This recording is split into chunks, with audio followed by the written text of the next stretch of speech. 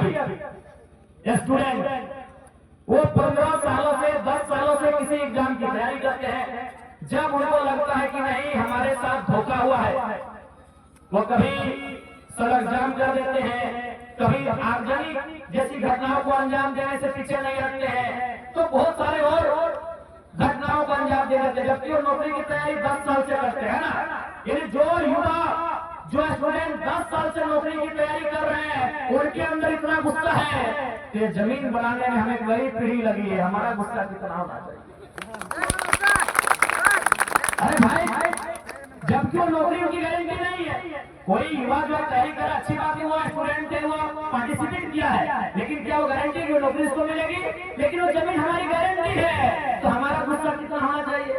एक 10 साल की नौकरी की तैयारी करने वाला युवा गुस्से में इतना आग बबूला होता है कि सड़क को रोन के रख देता है, रेल और बसों को रोन के रख देता है। तो सोचिए, जो कंपनियां हमारी जमीन मनमाने ढंग से ले रही है, जिस जमीन को बनाने में कई पीढ़ी लगा है, एक पीढ़ी में जमीन नहीं बना होगा, और कई पीढ़ी तो लगा ही लगा है, साथ में कई 100 सालों से जमीन हमारे पास है।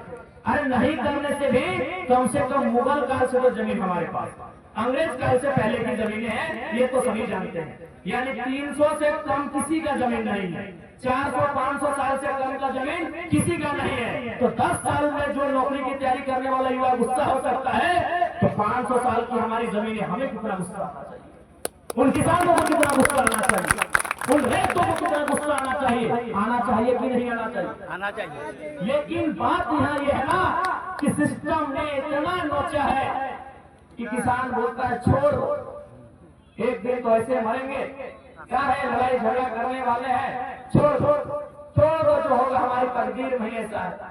कभी अब एक बात सोचे कि भाई जयराम महतो के पीछे झारखंड के लोग दृष्टि क्यों बढ़ाए हैं? वास्तव में एक किताब का मैं उदाहरण आपको देते हैं। उस किताब का नाम है झारखंड के विस्थापितों का दर्द। उस किताब को लिखा है पुरुलिया के ज्योतिलाल महतो ने। उस किताब में वो बहुत मार्मिक लाइन लिखा है। वो कंपनियों से विनती करते हुए एक लाइन लिखा है कि हमें छोड़ दो, हम कालांतर से युद्ध लड़ते लड़ते थक गए हैं, अब हमें दामोदर और स्वर्ण रेखा की नदियों के किनारे शांत रहने दो, हमें अपने घर परिवार के साथ शांत रहने दो, हम लड़ाई लड़ते लड़ते थक गए। सच्चाई यही झारखंड की है, ये लड़ाई लड़ते लड़ते थक गए हैं, ये पुलिस का लाठी डंडा खाते खाते हार गए हैं। इसीलिए जयराम महतो के अंदर हर झारखंडी को अपना फर्ज दिखता है, इसीलिए उसकी सपोर्ट की जा रही है। हम भी सोचे कि भाई क्या कारण है झारखंड के लोग मुझे इतना प्यार करते हैं। कारण यही वही एक लाइन कि हम लड़ते लड़ते थक चुके हैं।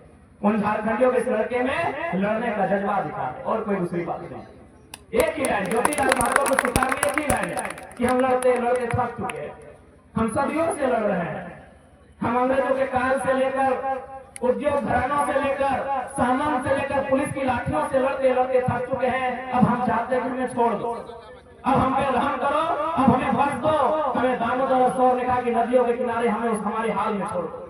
हम लड़ते लड़ते थक चुके हैं। इसलिए आज झारखंड के लोग, सच्चाई यही है, निर्मल का बलिदान, कभी सुनील का बलिदान, कभी बिरसा की शहादत, कभी तिलका मांझी, कभी रघुनाथ महतो, आज झारखंड के लोग सच्चाई है इस सिस्टम से हार चुके हैं, इस सिस्टम से पनाह मांग रहे हैं, इस सिस्टम से रहम की भीख मांग रहे हैं कि हमें छोड़ दो भाई, हमारा गांव लेना है ले जाओ, हमारी जमीन छीननी है ले जाओ, हमारे गांव को बर्बाद करना है ले जाओ, हमारी फसलों को बर्बाद करना है वो भी कर दो, लेकिन हमें छोड़ दो, हम हार चुके।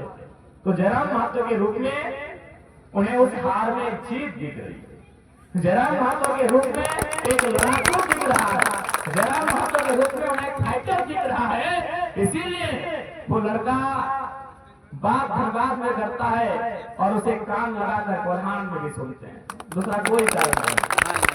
बहुत है, हम लड़ते लड़ते थक चुके, हमें छोड़ दो। हमने किसी का कुछ नहीं बिगाड़ा था, हमने टाटा का कुछ नहीं बिगाड़ा, लेकिन टाटा ने हमारा बिगाड़ा। हमने उसका मार्केट में कुछ नहीं बिगाड़ा है, लेकिन उन्होंने बिगाड़ा है हमारे गांव, हमारे खेत उजाड़ के चले। हमने किसी का कुछ नहीं बिगाड़ा, एक कंपनी के बताइए हमने कुछ बिगाड़ा है, लेकिन उन्होंने हमारा बिगाड़ा है। जमीन हमसे लिया, आज क्या किया आपने?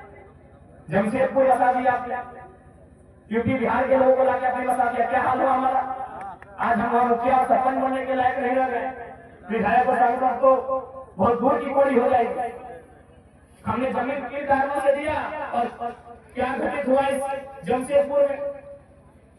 इसलिए आज लगता है कि झारखंड को अगर बचाना है तो सबसे पहले मेरा जो अनुभव कहता है इन 3 सालों का, मेरी जो समझ कहती है, ये समझ यही कहती है कि सबसे पहले झारखंड को बचाना होगा। खंड यानी जमीन के टुकड़े को बचाना होगा। अगर आज हमारा जमीन का टुकड़ा बच जाएगा तो हमें नुकसान नहीं होगा। कुछ लोग अगर नौकरी करने चले भी आएंगे ना, ठीक है, वो बिहार का, उत्तर प्रदेश का हो, अगर हमारा जमीन हमारा रहेगा वो भाड़ेदार बन के रहेगा, वो किराएदार बन के रहेगा, वो 30 साल की नौकरी करेगा, वापस चला जाएगा।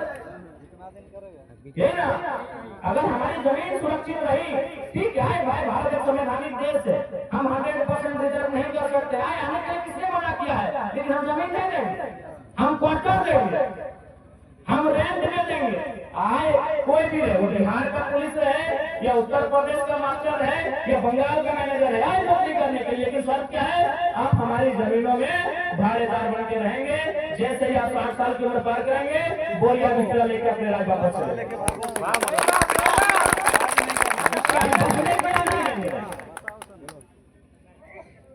इसीलिए जमीन को बचाने की आवश्यकता है।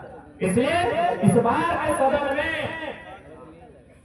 के सदन में मेरा महत्वपूर्ण मुद्दा केवल और केवल विस्थापन का रहेगा, रैयतों का रहेगा और जमीन संबंधित रहेगा। ये बहुत बड़ा विषय है। अगर जमीन ही नहीं रहेगा तो देख लीजिए जमशेदपुर की कहानी, ये बड़ी बड़ी इमारतें, ये बड़ी बड़ी दुकानें, और आपका जूता सिलाई का दुकान नहीं है, तो हमें बता दीजिए। गमरिया में, आदित्यपुर में, बिष्णुपुर में, सोनारी में, साक्षी में, मानगो में, गोलपुरी में, कहीं बताइए अपने जूता सिलाई का बढ़िया दुकान है? बताइए अपना कपड़े का दुकान है? बताइए क्या है? आप केवल कस्टमर बन के रह गए और कोई और बन गया। इसलिए कुछ भी देंगे, जमीन रेंट में देना है, जमीन लीज में देना है, हमेशा के लिए ना मिले। ये कानूनी व्यवस्थाओं को मजबूत करने की आवश्यकता है, और नहीं तो जमीन गया यानी लोग गए यानी भाषा, संस्कृति, शैली, परंपरा सब खत्म हो गई, सब खत्म हो गई। इसलिए आज झारखंड के लोगों को फिर से आवश्यकता है अपनी आवाज को बुलंद करने की। आज झारखंड को फिर से एक आवश्यकता है इस झारखंड को बचाने की। नहीं तो वो दिन दूर नहीं है जब आज झारखंड के लोग गांव में सीमित हो जाएंगे और अन्य राज्यों से आए हुए प्रभावशाली लोग इस राज्य को चलाएंगे और चला रहे हैं। डायरेक्ट रूप से संपत्ति को चला रहे हैं और इनडायरेक्ट रूप से सत्ता को चला रहे हैं। वो संपत्ति डायरेक्ट चला रहे हैं, एकदम खोल के कह रहे हमें डर नहीं है। ये झारखंड के लोग संपत्ति को डायरेक्ट चला रहे हैं। मॉल किसका? गैर झारखंडी का। सारी बड़ी बड़ी दुकानें किसकी? गैर झारखंडी की है। इकोनॉमी के सेक्टर को कब्जा कर चुके हैं। असेंबली को इनडायरेक्ट रूप से कब्जा किया। असेंबली में है चंपई सोरेन झारखंड के हैं, जो भी नेता है सब झारखंड के हैं, लेकिन उनके पीछे उनके जितने भी पीएस है पता कर लीजिए 90% गैर झारखंड। एकदम सही डायरेक्ट चला रहे हैं, संपत्ति को डायरेक्ट चला रहे हैं। गैर झारखंड के लोग झारखंड में सत्ता को इनडायरेक्ट चला रहे हैं और संपत्ति को इनडायरेक्ट चला रहे हैं। सत्ता और संपत्ति का ही तो खेल है। जिसके पास सत्ता है उसी की संपत्ति है और जिसके पास संपत्ति है उसी की सत्ता। और उसी बीच में झारखंडी आज भी पीस रहे हैं, आज भी झारखंड के लोग पीस रहे हैं। आज महज कुछ लोगों ने राज्य को, सिस्टम को पकड़ के रख दिया। इसलिए आज हम लाठी डंडे खा रहे हैं। हम केवल अगर शांत नहीं है तो उन जंगलों में जहाँ खेती बाड़ी होती है वहीं, बाकी जहाँ जहाँ शहरीकरण हुआ, जहाँ जहाँ उद्योग की स्थापना हुई, जहाँ जहाँ खनन का क्षेत्र दिखा, हम हर जगह पीछे नहीं गए बल्कि हमारा दमन और दोहन कर दिया गया। हमारा एक तरह से कह सकते हैं कतले आम कर दिया गया। इसलिए आज हमें इस तरह केड़ा खसरा गोलीकांड के शहीदों को श्रद्धांजलि देने के साथ साथ उनके उस विचारों को आत्मसात करके अपनी आने वाली पीढ़ी के लिए संघर्ष करने की आवश्यकता है।